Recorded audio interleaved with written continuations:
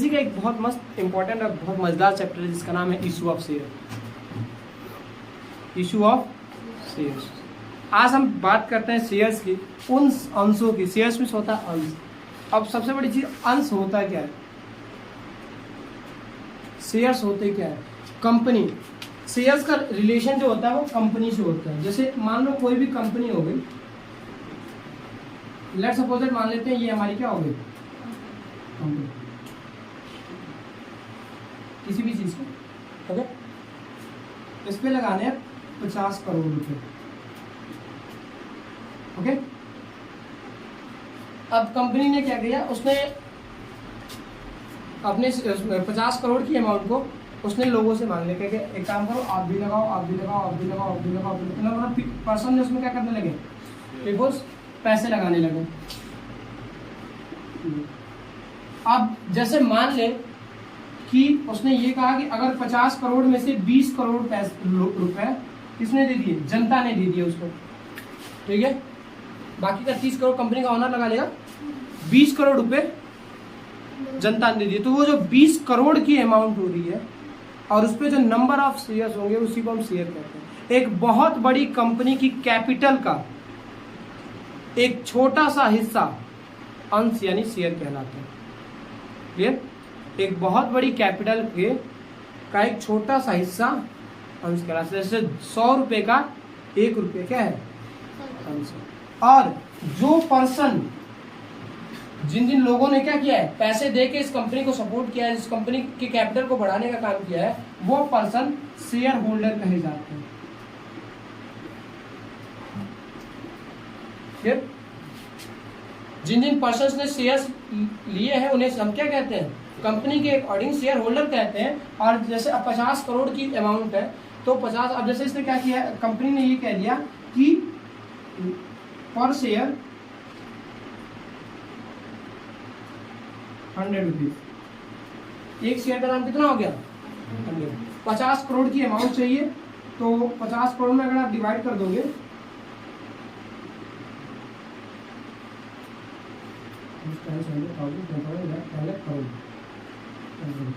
ये हो गया। और एक शेयर्स का दाम कितना हो गया, 100। तो टोटल नंबर ऑफ शेयर्स कितने हो जाएंगे,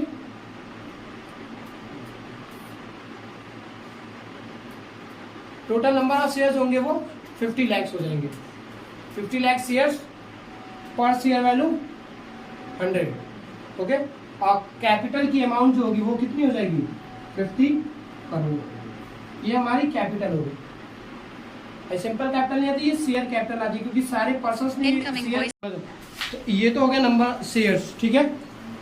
ये हमारी होगी थी कंपनी, और जो पर्सन्स उसे लगाते हैं उसे शेयर होल्डर कहते हैं। जितने पैसे लगाए जाते हैं उतने शेयर उन्हें लिए जाते हैं। अब एक वर्ड आया था कंपनी। अगर आपसे पूछा जाए, एक क्वेश्चन होता है व्हाट इज कंपनी, शॉर्ट्स पे अक्सर ये क्वेश्चन उठाए जाते हैं बोर्ड एग्जामिनेशन पे या किसी भी कि what do you mean about company या what is company. Company is a artificial person. Company एक कृत्रिम व्यक्ति होती है। क्लियर? बेस्ट डेफिनेशन है कंपनी का, the company is the artificial person. Company एक कृत्रिम व्यक्ति होती है। अब कंपनी होती तो है लेकिन कितने तरीके की होती है कंपनी?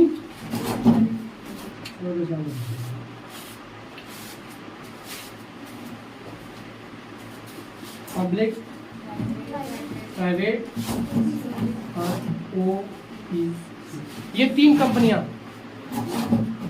पब्लिक, प्राइवेट और ओपीसी। हमारे पास 3 कंपनी होती है, पहली पब्लिक कंपनी, दूसरी प्राइवेट कंपनी, तीसरी ओपीसी का मतलब होता है 1 पर्सन। ओपीसी का मतलब क्या होता है? अब ये तीनों में डिफरेंसेस होते हैं। पब्लिक कुछ कंडीशन को फॉलो करती है, प्राइवेट कुछ कंडीशंस को फॉलो करती है और ओपीसी कुछ कंडीशंस को फॉलो करती है। फर्स्ट बात करते हैं private company, sorry public company. Public जिसमें नंबर ऑफ मेंबर्स जो होते हैं, सदस्यों की जो संख्या होती है वो कम से कम 7 होती है। मिनिमम कितनी होती है, 7, एंड मैक्सिमम अनलिमिटेड होती है। Minimum 7 and maximum unlimited. Private में मिनिमम 2 एंड मैक्सिमम 200। ये दो कंडीशन दो कंपनियां फॉलो करती हैं। ओपीसीए का मतलब होता है 1% कंपनी। ये 3 शर्तों को फॉलो करता है। पहला, सबसे पहला देखिए इसका नाम ही इसको डिफाइन करता है 1% कंपनी, यानी इस कंपनी का मालिक कोई एक ही आदमी होता है। दूसरा, पहली शर्त ये फॉलो करें कि जिस देश में वो कंपनी खोल रखा है, जहां भी खोल रखा है, वो वहां का क्या होना चाहिए, नागरिक होना चाहिए। पहली चीज, नागरिकता उसको वहां की होनी चाहिए। दूसरा, वो अधिक से अधिक 50 लाख की कैपिटल को लगा सकता है, 50 लाख से अधिक कैपिटल वो। तीसरा, वो खूब कमाएंगे तो पिछले 2 या 2.5 साल में 2.5 या 3 साल में 2.5 करोड़ रुपए का टर्नओवर रख सकते हैं। 2.5 करोड़ से अधिक का टर्नओवर वो। अगर ये 3 शर्तों को कोई फॉलो करता है तो वो ओपीसी यानी 1% कंपनी होता है। अदरवाइज वो 1% कंपनी, फिर उसको प्राइवेट कंपनी में कन्वर्ट। तो ये हमारी कंपनी हुई। कंपनी आर्टिफिशियल पर्सन, कंपनी एक कृत्रिम व्यक्ति होती है।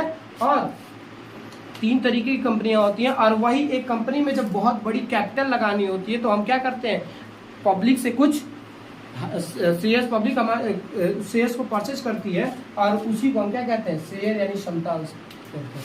अब बात करते हैं शेयर्स की। ठीक है, शेयर्स 2 तरीके के होते हैं। शेयर्स 2 तरीके के होते हैं।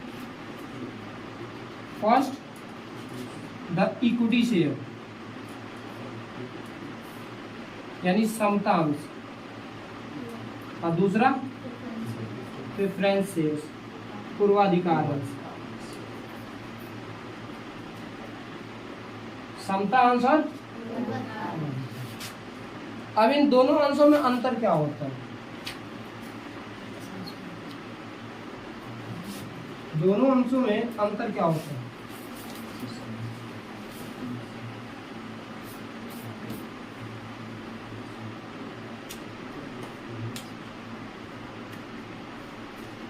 पहली बात करते हैं पूर्वाधिकार अंश की। ठीक है, सबसे पहले हम बात करते हैं पूर्वाधिकार यानी preference share holder. Preference shares,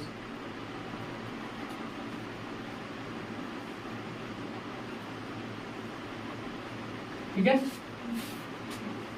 पूर्वाधिकार अंश उन व्यक्तियों को दिए जाते हैं जो कंपनी के प्रॉफिट में भी साथ होते हैं, लॉसेज में भी साथ होते हैं। जैसे अगर मान लो कोई, मैंने आपको बताया भी था पहले कि 2 दोस्त, एक बार एक झगड़ा हो गया है, एक दोस्त आपके साथ झगड़े में खड़ा है और एक जब झगड़ा हुआ वो भाग गया। कुछ दिन बाद वो दोनों ने आपको फोन किया है, तो आप सबसे पहले किसके पास जाना चाहोगे? जो आपके साथ खड़ा था वो इसके साथ ना। वही पूर्वाधिकार अंश और समता अंशों के बीच अंतर होता है। पूर्वाधिकार अंश ऐसे अंशधारी होते हैं, पूर्वाधिकार अंशधारी ऐसे अंशधारी होते हैं जो कंपनी के प्रॉफिट के साथ साथ कंपनी के लॉसेज में भी उसके साथ होते हैं। जबकि इक्विटी शेयर होल्डर ऐसे शेयर होल्डर होते हैं जो कंपनी के प्रॉफिट में बस आगे चढ़ के आते हैं, कंपनी के लॉस होने के साथ वो पहले कंपनी को छोड़ने का काम करते हैं। और यही रीजन है कि इनको कुछ कंडीशंस होती हैं, कुछ कंडीशंस को ये फॉलो करते हैं। जैसे पहली कंडीशन होती है कि डिविडेंड प्राप्त करना यानी लाभांश, लाभ का अंश। अगर कंपनी को प्रॉफिट होता है तो सबसे पहले पूर्वाधिकार अंशधारियों को दिया जाता है और इनको देने के बाद कुछ बच जाता है तब हम समता अंशधारियों को देते हैं। अदरवाइज अगर नहीं बचा तो नहीं देते। अगर कंपनी डूब रही होती है, कंपनी बंद हो रही होती है, तो अगर रीपेमेंट किया जाता है, जिनका जो पेमेंट होता है उनको दिया, तो सबसे पहले किसको दिया जाएगा? रीपेमेंट का भी अधिकार सबसे पहले पूर्वाधिकार अंशधारियों को होता है। ठीक है, रीपेमेंट का अधिकार सबसे पहले किसको होता है? प्रेफरेंस शेयर होल्डर, पूर्वाधिकार अंशधारियों को होता है। इनको देने के बाद जो बचेगा वो समता अंशधारियों को दिया जाएगा। अगर नहीं बचेगा तो क्योंकि ये ऐसे, जैसे नाव जब डूबने लगती है ना तो सबसे पहले उसको चूहे छोड़ के भागते हैं, वही ये भी करते हैं। जैसे जैसे कंपनी डूबने लगेगी तो सबसे पहले पैसे विड्रॉ करने का काम कौन करेंगे?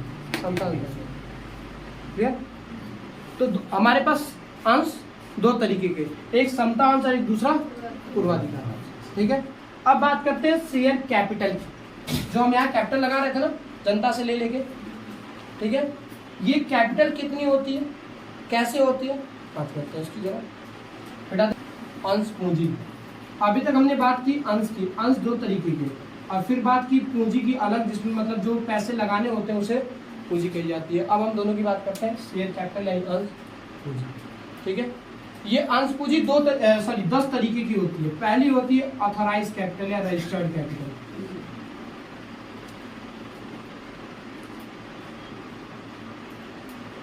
पहली होती है ऑथराइज कैपिटल या रजिस्टर्ड कैपिटल, यानी वह पैसा जिससे कंपनी क्या हो रही होगी, कंपनी रजिस्टर्ड होती है। जैसे हमने अभी बात की थी कंपनी की, जिसके पास कितने पैसे थे, 50 करोड़ रुपए थे ना, ये 50 करोड़ क्या हो जाता है, ऑथराइज कैपिटल हो जाता है या रजिस्टर्ड कैपिटल हो जाता है। इतने से हमारी कंपनी क्या हुई है, स्टार्टअप हुई है, खुली हुई, इतने से हमारी कंपनी रजिस्टर्ड कैपिटल या ऑथराइज कैपिटल। ठीक है, वह अमाउंट, वह कैपिटल जिससे हमारी कंपनी क्या होती है, रजिस्टर्ड होती है हाथों में, पेपर्स में। ठीक है, दूसरा होता है issued capital, ISSUED, issued capital. Hindi से कहते हैं निर्गमित पूंजी।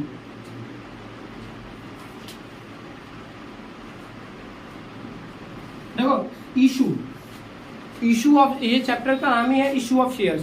ठीक है, इशू का मतलब होता है वह अमाउंट जो दूसरे के लिए हम क्या करते हैं, देते हैं, या फिर इशूड कैपिटल का मतलब वह ऐसी पूंजी, वह कैपिटल जो क्या होता है, कंपनी जनता के लिए दे देती है कि हाँ भाई इतना पैसा जनता क्या कर सकती है, इस कंपनी में लगा सकती है या दे सकती है। जैसे अभी हमने देखा था कि 50 करोड़ की कैपिटल थी, 50 करोड़ में 20 करोड़ किसने दिया था, जनता ने दिया था, और 30 करोड़ हमारा खुद का था। तो ये 20 करोड़ किसको इशू कर दिए जाएंगे, 20 करोड़ की अमाउंट का जो शेयर है वो किसके लिए है, जनता के लिए है, पब्लिक के लिए है। क्लियर। नेक्स्ट होता है अनसब्सक्राइब। ठीक है, ऑथराइज कैपिटल का वह हिस्सा जो क्या हो, इशू नहीं किया जाता है उसे, सॉरी, तीसरा होता है अन इशू, जिसे अनिर्गमित कहते हैं। सब्सक्राइब कैपिटल का, क्या बोल रहा हूँ, ऑथराइज कैपिटल का वह हिस्सा जो जनता के लिए, जैसे 50 करोड़ में से 20 करोड़ तो हमने दे दिए थे जनता को, 30 करोड़ हमारे पास बच रहे हैं, वो अन इशू है, ये मैंने इशू नहीं किए। अब जैसे मान लीजिए, लेट सपोज दैट, अगर इसको बेसिक कॉन्सेप्ट में लेके चलेंगे तो ये रूम है, अगर इस रूम में 50 बोरे रखे गए हैं, ठीक है, तो 50 बोरे में 20 ही बोरे मैंने क्या कर दिए, लोगों के लिए छोड़ दिए कि हाँ 20 बोरे लोग क्या कर सकते हैं, खरीद सकते हैं। बाकी के 30 बोरे हम क्या कर देंगे, अपने लिए रिजर्व करके रखे हैं, जो वो अन इशूड है। इशू कितने किए गए, 20 ही बोरे। उसी तरीके से 50 करोड़ की कैपिटल थी, वो ऑथराइज कैपिटल है। ऑथराइज में से 20 करोड़ जो जनता ने लगा लिया, वो 20 करोड़ किसके लिए इशू कर दिए गए, जनता के लिए। तीसरा होता है अन इशू, अनिर्गमित पूंजी, जो जनता के लिए निर्गमित नहीं की जाती है। जो 30 करोड़ हमारे पास है वो जनता के लिए नहीं है। क्लियर। नेक्स्ट बात करते हैं चौथी है हमारी सब्सक्राइब कैपिटल।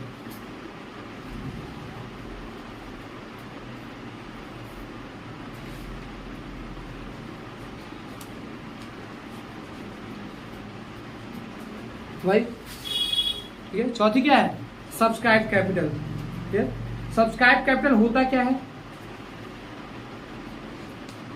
सब्सक्राइब कैपिटल क्या होता है, सब्सक्राइब कैपिटल वह कैपिटल होता है जैसे जो निर्गमित, ये जो शेयर्स हमने इशू किए हैं, इसमें से कितना हिस्सा पब्लिक ने ले लिया है वो सब्सक्राइब्ड होता है। जैसे 20, अगर हम मान के चलें कि हमारे पास टोटल नंबर ऑफ शेयर्स कितने हैं, मैं यहां लिख रहा हूं, ठीक है, टोटल नंबर ऑफ शेयर्स जो है वो 1 लाख है। Okay, total number of shares कितने हैं, 1 लाख। ठीक है, इसमें से इशूड शेयर हमारे हैं 90,000। अब 90,000 तो मैंने इशू कर दिए, लेकिन क्या कोई जरूरी है कि 90 के 90,000 पब्लिक ले लेगी, नहीं ना। अब पता चलता है सब्सक्रिप्शन हुआ इसका 85,000, जनता ने कितने ले लिए, 85। तो जितना पब्लिक ने ले लिया है उस 90,000 में से जितना उसने ले लिया 85,000 में, ये सब्सक्राइब कैपिटल होता है।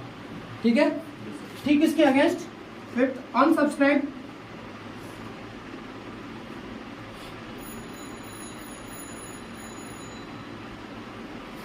अनसब्सक्राइब जैसे अब 90,000 में से 85,000 तो पब्लिक ने ले लिया, बच कितना गया 90,000 में?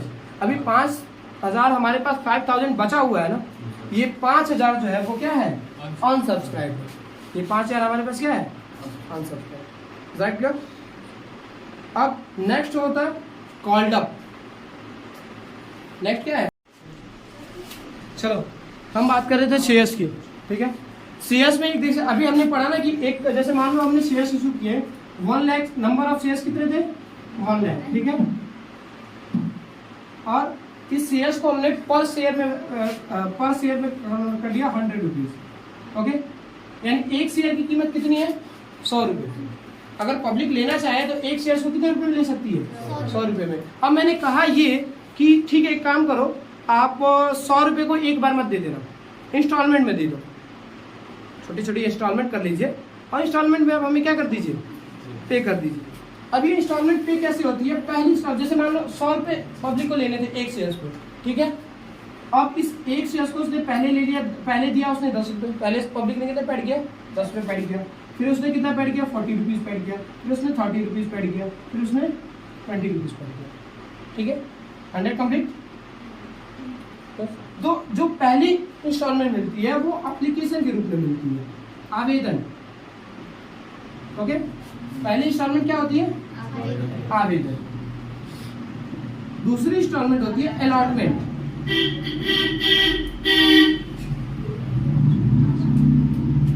आवंटन। तीसरी फर्स्ट कॉल, प्रथम याचना। चौथी सेकंड एंड फाइनल कॉल, द्वितीय या अंतिम याचना। अब देखिए एक चीज मैं आपको क्लियर कर दूं, ये जो इंस्टॉलमेंट है कोई जरूरी नहीं है कि 4 ही मिलेगी, ये 5 भी हो सकती है, 3 भी हो सकती है, ठीक है, 6 भी हो सकती है। मतलब पब्लिक जैसे आपको क्या करे, पेड कर दे। भाई कोई पब्लिक होगी 3 ही देगी, application allotment of first and final call, वही उसने क्या कर दिया? 100 रुपीज़ को पे करने का काम कर दिया। सेकंड, उसने हो सकता है कि फर्स्ट कॉल भी दिया, सेकंड कॉल भी किया और थर्ड कॉल भी किया, तो 5 कॉल हो गए हमारे, 5 हो गई। First application allotment, first call, second call, 4 पे हमने इसको क्या कर लिया? 100 रुपीज़ को अपना पूरा कर दिया। अब देखो, जैसे अब हम बात करते हैं, अभी हम कैपिटल की बात कर रहे थे ना, कॉल्ड अप और पेड अप, ठीक है। पहले बात करते हैं कॉल्ड अप की। कॉल्ड अप कैपिटल यानी याचित पूंजी,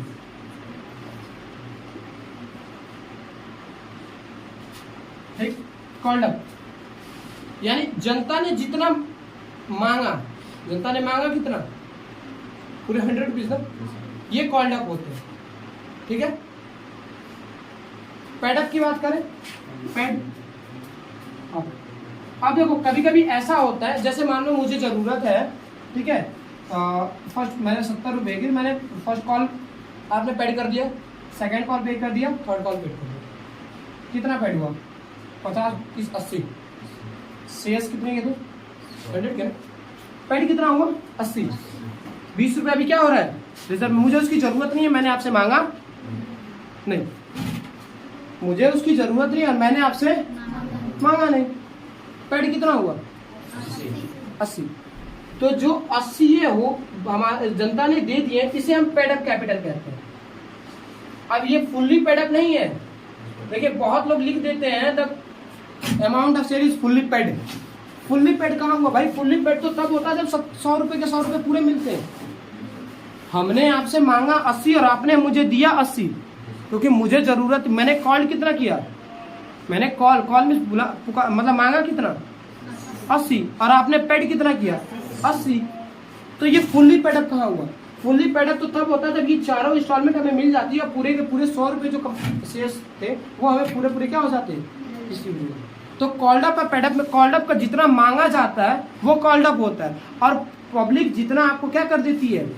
पे कर देती है। जैसे अब इसमें से मान, कभी कभी ऐसा भी होगा कि वो अलॉटमेंट और एप्लीकेशन पे करेगी, कभी कभी ऐसा भी होगा वो क्या पे करेगी? अलॉटमेंट और एप्लीकेशन। तो बच कितना गया? फर्स्ट कॉल और सेकंड कॉल का जो ये बच रहा है ये अनपेड अप है। पेड कितना होगा? मैंने मांगा आपसे, कहा कि आप मुझे क्या कर दो, मुझे 3 इंस्टॉलमेंट भर दो, एप्लीकेशन दे दो, अलॉटमेंट दे दो, फर्स्ट कॉल दे दो। तो ये तो कॉल्ड अप हो गई, मैंने मांग लिया। लेकिन पब्लिक ने इशू किया एप्लीकेशन और अलॉटमेंट, तो जितना पब्लिक दे रही है वही पेड अप होगा। क्लियर? जो नहीं दे रही है अभी वो अनपेड अप होता है। Clear? Next, on called up and reserve. On called up जैसे मैंने मांगा कितना था, एप्लीकेशन मांगा था, अलॉटमेंट मांगा था और फर्स्ट कॉल मांगा था, यही मांगा था ना, 3 ही मांगा था। आपसे क्या नहीं मांगा गया था? सेकंड कॉल नहीं मांगा। तो जब हम मांगेंगे नहीं तो आप दोगे कैसे? मैंने आपसे सेकंड कॉल तो मांगा ही नहीं, और जब मैंने आपसे सेकंड कॉल नहीं मांगा तो आप पेड क्यों करोगे भाई? तो जो कॉल आपसे नहीं मांगी जाती है वो अनकॉल्ड अप होती है। ये हमारे कैपिटल्स होते हैं, authorise, issued, unissued, subscribe, unsubscribe, called up, uncalled up, paid up, unpaid up, ठीक है, रिजर्व, और ये सारे हमारी क्या होती हैं? कैपिटल होती हैं। 1-2 और कैपिटल को छूट रहा होगा, मुझे याद नहीं आ रहा। रिजर्व कैपिटल होता है, तो 2 सब्सक्राइब और ओवर सब्सक्रिप्शन और अंडर सब्सक्रिप्शन, है ना। अब कैपिटल में भी कभी कभी ऐसा होता है 2 सब्सक्रिप्शन आती है हमारे पास।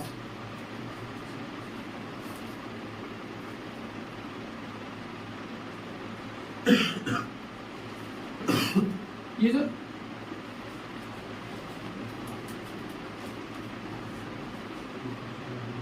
ठीक है, ये सब्सक्राइब जो है, ये सब्सक्राइब कैपिटल जो होता है ना, 2 तरीके से सब्सक्राइब होती है। ठीक है, सब्सक्राइब कैपिटल 2 तरीके से सब्सक्राइब होती है। एक बार फिर देखो, स्पेलिंग का लिखा हुआ यस UBCSCRIB, इसमें डी लगा दोगे सब्सक्राइब हो जाएगा। वो है यूट्यूब सर्च करना डिवाइन कॉमर्स क्लासेस, ये चैनल आएगा, उसको सब्सक्राइब हो गया और बेल आइकन जरूर दबाना। That's good. ठीक है, तो सब्सक्राइब 2 तरीके की होती है, पहला ओवर सब्सक्रिप्शन और दूसरा अंडर सब्सक्रिप्शन। ओवर सब्सक्रिप्शन और अंडर सब्सक्रिप्शन, ये दोनों होता क्या, मैं आपको समझा दूं बहुत अच्छे से। जैसे मुझे जरूरत है कितने की, 10,000 की, ठीक है, और कंपनी ने मुझे भेज दिए 15,000, कोई बात नहीं। मुझे जरूरत थी 10,000 शेयर्स की और कंपनी ने भेज दिए 15,000। मुझे जरूरत कितने की, 10,000 की, तो हम तो यूज 10,000 करेंगे। एक्सेस कितना हो रहा है, एक्सेस हो रहा है 5,000। ये 5,000 जो है, अब इसके साथ 2 ट्रीटमेंट होती है। या तो हम अगली बार के लिए रख ले, अगली बार मांगेंगे तो 5,000 कम मांगेंगे, या फिर इसको वापस कर दें। जिस कंपनी से लिया था हमने, उस कंपनी भाई जरूरत नहीं है, हमें जितने की जरूरत थी मैंने रख लिया, जो एक्सेस हो रहा है मैंने वापस कर दिया। तो दोनों ट्रीटमेंट आपकी बुक में देगा,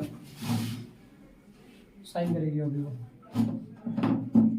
पहला 10,000 की जरूरत थी, कंपनी 15,000 बेचा, जो 5,000 एक्सेस थे उसको या तो अगली बार के लिए हम क्या कर लेते हैं, रिजर्व करके रख ले रहे हैं, एडजस्ट कर लेते हैं, अलॉटमेंट में एडजस्ट कर लें, फर्स्ट कॉल में एडजस्ट कर लें, कहीं भी क्या कर लिया जाए, एडजस्ट कर लिया जाए, या फिर उसको टोटली रिफंड कर दिया जाए।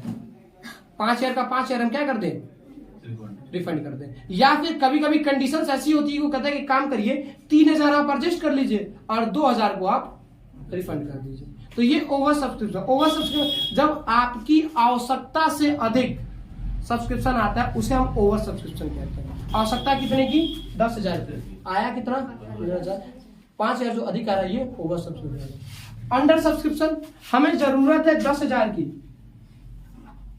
और कंपनी ने भेजा 9,000, तो 1,000 क्या भेजा उसने, कम भेजा ना, 1,000 उसने क्या भेजा, कम भेजा।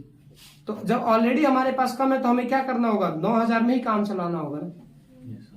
कंपनी 10,000, हमने मांग कंपनी से कितनी की थी, 10,000 की, जबकि कंपनी ने भेजा कितना, 9,000, तो हमारे पास क्या है, 1,000 कम आ रहा है ना। और जो 1,000 कम आ रहा है, हमें अब किसमें काम चला लेना होगा, उसी 9,000 में काम। तो अंडर सब्सक्रिप्शन, जब आपकी आवश्यकता से कम सब्सक्रिप्शन कंपनी देती है, उसे हम क्या कहते हैं, अंडर सब्सक्रिप्शन कहते हैं। Is that clear? Yes, sir. I know you told your friend you're not okay.